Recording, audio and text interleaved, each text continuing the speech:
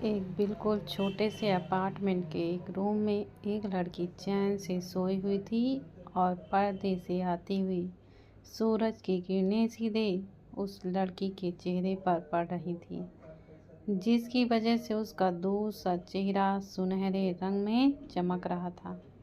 जैसे ही सूरज की किरणें उसके चेहरे पर पड़ती हैं, वैसे ही वो लड़की हड़बड़ा कर उठती है और फिर कहती है, सिट, मैं इतनी देर तक कैसे सो गई? मुझे कॉलेज के लिए देर हो जाएगी। चलो हो, जल्दी करो। जी हाँ, ये क्यूट सी छोटी सी बेबी हमारी हो रही है। उसकी आंखें बड़ी बड़ी और ब्लू कलर की थीं। उस पर होर का दूध सा गोरा रंग और बेदाग चेहरा, उसके फूले हुए गाल जो नेचुरली पिंकिश थे, होर के हेयर डार्क ब्राउन और सिल्की थे जो उसकी कमर तक आ रहे थे। होर के होंठ नेचुरली रेड थे और उसके चेहरे पर मासूमियत साफ साफ झलक रही थी। उसकी हाइट लगभग 5 फीट 1 इंची होगी। वो जल्दी से जाकर रेडी होती है और फिर एक फटे हुए टेडी बियर की तरफ देख कर उससे कहती है, बाय बाय टफ़ी। टेडी का नाम टफ़ी है।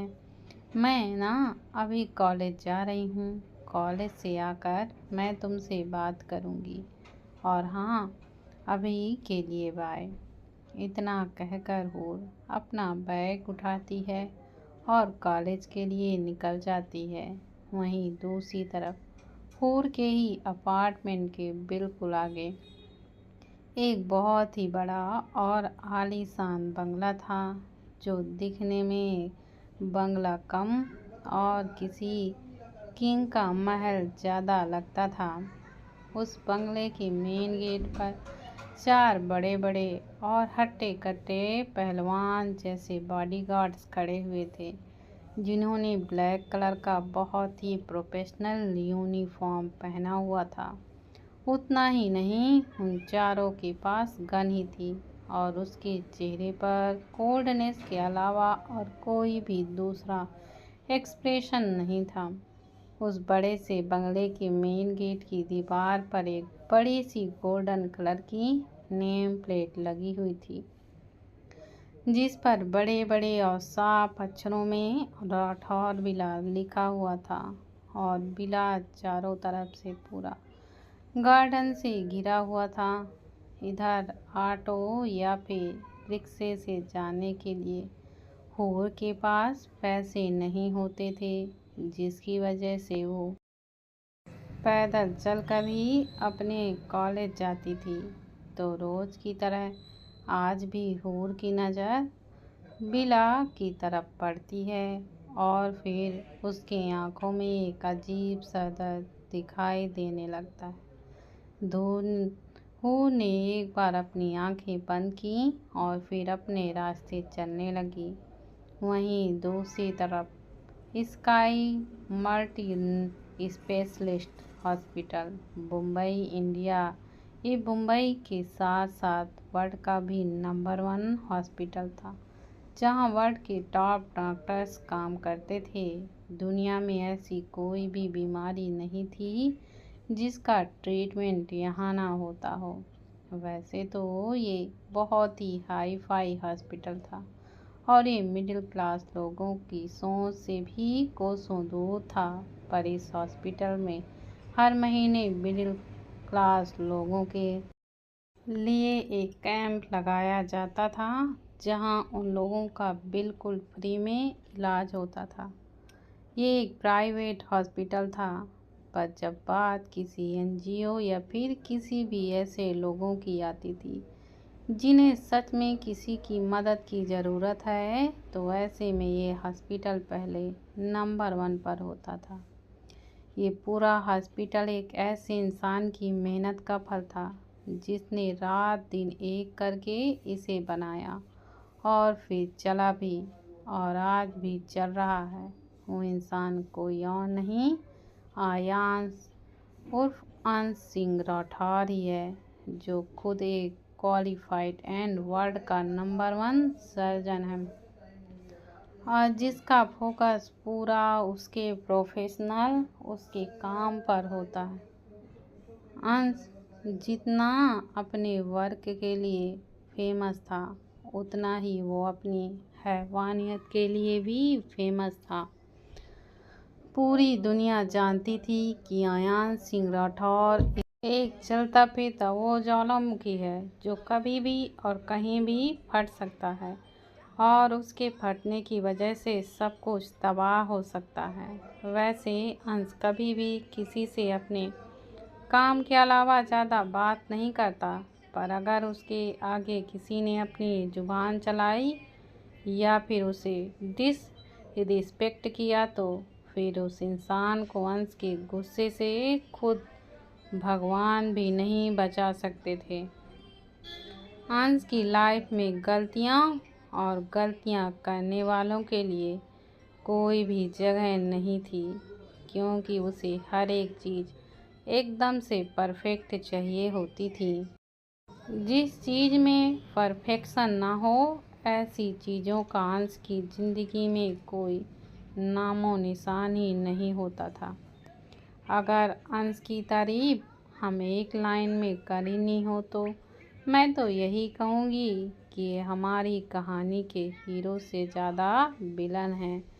इसके आगे आने की भी सबकी फटती थी। इसी हॉस्पिटल के 19वें फ्लोर पर एक ऑपरेशन थिएटर था जिसकी रेड लाइट अभी भी चालू थी और ओटी के आगे कुछ लोग मौजूद थे, जिसमें 2 लड़कियां लगभग 20 से 22 साल की और एक आदमी था। देखने में तो वो तीनों लोग काफ़ी गरीब लगते थे, जिनके कपड़े भी कई जगह से सिले हुए थे।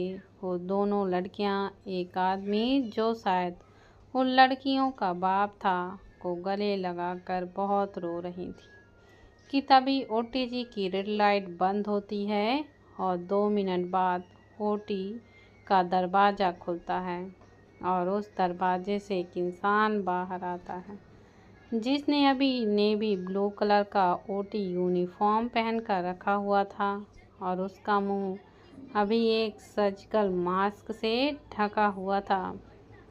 ओटी के बाहर आते ही वो तीनों उस इंसान को देखते हैं और उसकी तरफ भागते हैं। तभी वो आदमी, दोनों लड़कियों का बाप, उस डॉक्टर से पूछता है, डॉक्टर साहब मेरी बीबी कैसी हैं अभी? उसे कुछ हुआ तो नहीं है ना? और वो ठीक तो हो जाएंगी ना? उस आदमी की बात सुनकर वो डॉक्टर सबसे पहला अपना मास्क निकालता है और उन तीनों की तरफ देखता है। वैसे मैं ये बता दूं कि ये डॉक्टर कोई और नहीं, हमारे बड़े ही होनहार डॉक्टर आयान सिंह राठौर हैं। अंश की उम्र लगभग 29 साल है और अंश दिखने में किसी हीरो से कम नहीं था। अंश का गोरा रंग, 6 फीट 3 इंच की हाइट, बहुत ही गहरी और डार्क चॉकलेट ब्राउन आंखें, नेचुरल गुलाबी और पतले होंठ, शार्प फेशियल पिक्चर। अंश का फिजिक्स तो ऐसा था कोई देखता तो देखता ही रह जाए। बहुत ज़्यादा मस्कुलर बॉडी थी उसकी। अंश के चेहरे पर अभी कोई भी एक्सप्रेशन नहीं थे, वो तो बस उन तीनों को ही देख रहा था। और इतने में ही उसके पीछे से ओटी से एक और डॉक्टर बाहर आता है, जो असल में अंश का असिस्टेंट होने के साथ साथ उसका एक अच्छा खास दोस्त भी था, जिसका नाम आर्यन खन्ना था। और आर्यन की उम्र भी लगभग अंश के जितनी ही थी। अंश को वैसे देखकर उन दोनों लड़कियों में से एक लड़की अंश की तरफ देखकर रोते हुए उससे पूछती है, भैया मेहरबानी करके हमें बताइए ना कि हमारी माँ कैसी हैं। उस लड़की का सवाल सुनकर अंश उसकी तरफ देखकर अपनी नॉर्मल प्लेन आवाज़ में उससे कहता है, घबराने की कोई बात नहीं है। अभी तुम्हारी मॉम बिल्कुल ठीक है और ख़तरे से बाहर भी। और एक बात का ध्यान रखना कि उनको हार्ट अटैक आया था और बड़ी मुश्किल से उनकी जान बची है। अगर अगली बार ऐसी कोई सिचुएशन, मेरा मतलब है अगर ऐसी कोई परिस्थिति आई तो उनकी जान भी जा सकती है। हंस की बात सुनकर वो आदमी उसके आगे अपने हाथ जोड़ते हुए उससे कहता है, आपका बहुत बहुत शुक्रिया साहब। मुझे तो समझ ही नहीं आ रहा है कि मैं आपका एहसान कैसे चुकाऊं। आप सच में भगवान हैं।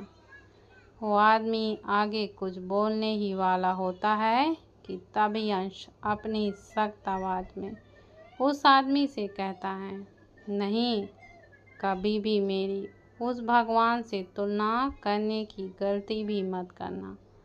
मैं भगवान नहीं हूँ। अंश की सख्त आवाज़ सुनकर वहाँ पर मौजूद सबके पसीने छूटने लगते हैं कि तभी वहाँ पर एक सिस्टर्स कुछ पेपर्स लेकर आती है, जिसे देखकर अंश पीछे आर्यन की तरफ देखकर उससे कहता है, आर्यन, पेशेंट को जनरल वार्ड में शिफ्ट करा दो और इनका जितना भी बिल हो। बिल की बात सुनते ही उन तीनों की आंखों में पानी और मजबूरी साफ साफ दिखाई देने लगती, जिसे अंश देख लेता है। अंश फिर से आर्यन की तरफ देखकर उससे कहता है, हॉस्पिटल की तरफ से ही क्लियर करवा देना। और एक बात, जब तक उस पेशेंट की कंडीशन बिल्कुल ठीक नहीं हो जाती तब तक बी केयरफुल, ओके। हंस की बात सुनकर आर्यन अपना सिर हाँ में हिलाता है और फिर अंश वहाँ से उसकी प्राइवेट लिफ्ट की तरफ जाता है और उसमें फिर वो 29वें फ्लोर पर आता है जहाँ पर उसका केबिन था। अपने केबिन में आने के बाद अंश अपने केबिन का दरवाज़ा अंदर से लॉक कर देता है और फिर वो सबसे पहले अपने पर्सनल बेडरूम में आता है, जो उसके केबिन में ही था। अंश के बेडरूम में वो सारी फैसिलिटीज़ थीं जो एक नॉर्मल रूम में होनी चाहिए, लाइक एक बड़ा सा बेड, एलईडी टीवी, सोफ़ा और सब कुछ। वह बेड के आते ही सबसे पहले वॉशरूम में घुसता है और फिर 10 मिनट का एक कोल्ड शावर लेने के बाद अपने कमर में टॉवल लपेटकर रूम में एंटर होता है। दूसरे टॉवल से वो अपने बालों को सुखा ही रहा था कि तभी अचानक से उसका फ़ोन बजता है, जो उसने रूम में आते ही साइलेंट मोड से हटाकर नॉर्मल में कर दिया था। कॉलर आईडी को देखते ही अंश के चेहरे के एक्सप्रेशन चेंज हो जाते हैं और वो फ़ोन को उठाकर उसे स्पीकर पर रखता है और अपने कपबोर्ड से कपड़े निकालते हुए कहता है, बोलो। अंश की आवाज़ सुनते ही आगे से उसे एक लड़की की आवाज़ आती है, जो असल में अंश की शॉकलाइट गर्लफ्रेंड, जिसका नाम सोहा। सोहा निहायत ही घटिया और बदतमीज लड़की थी, जिसे अंत के रुतबे उसके पैसे और पावर से प्यार था, अंश से बिल्कुल भी नहीं।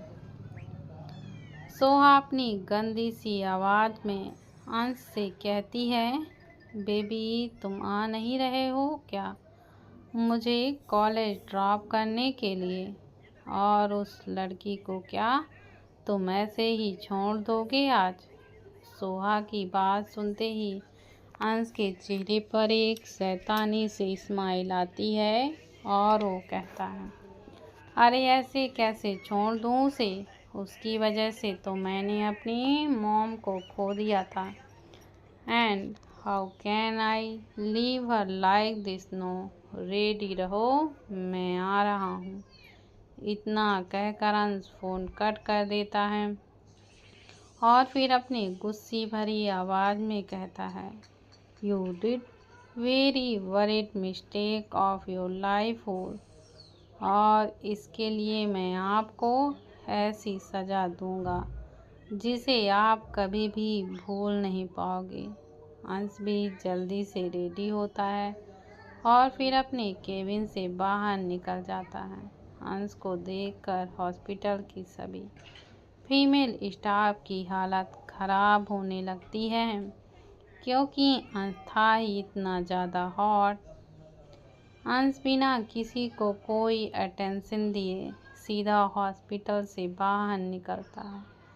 हॉस्पिटल के बाहर उसकी कार रेडी ही रहती है तो वो कार में बैठता है और सोहा के घर की तरफ जाता है।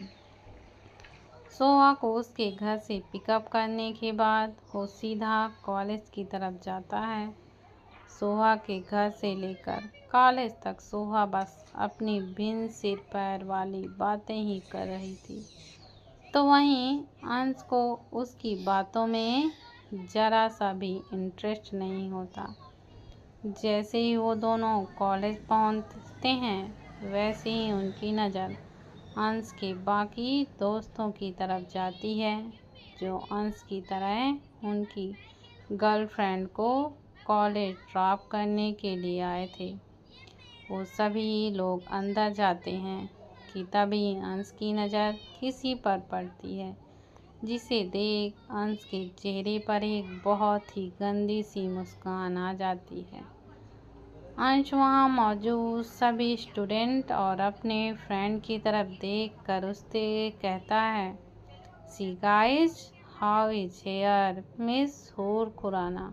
उफ, नॉट खुराना, ओनली हूर, क्योंकि खुराना सरनेम अपने नाम के साथ लगाने की तो इसकी कोई औकात ही नहीं है। जिस औरत ने इसे ये सरनेम दिया था उसकी तो जान ही ले ली है इसने।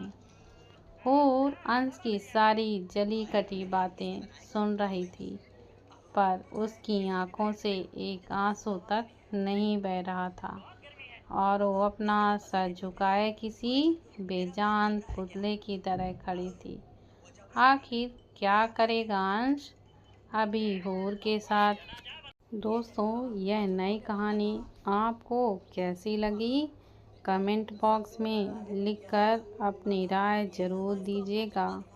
और अभी तक जिन लोगों ने मेरे चैनल को सब्सक्राइब नहीं किया है तो प्लीज़ दोस्तों आप लोग मेरे चैनल को सब्सक्राइब करना मत भूलिएगा। धन्यवाद।